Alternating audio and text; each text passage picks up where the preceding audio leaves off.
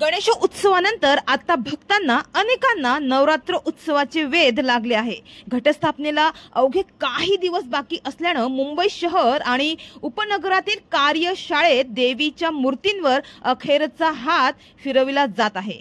पुढील 2 ते 4 दिवसात काही सार्वजनिक नवरात्र उत्सव मंडळांच्या मूर्ती मंडपात दाखल होतील। मात्र यंदाच्या वर्षी देवीची मूर्तींची किंमत 15% वाढली आहे।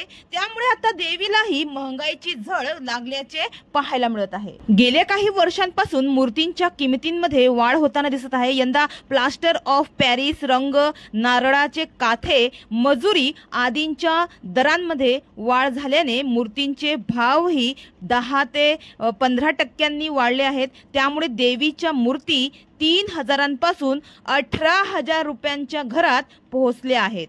दरम्यान नवरात्र उत्सवाला काही दिवस बाकी असल्याने सर्वत्र बाजारपेठा सजू लागल्या आहेत।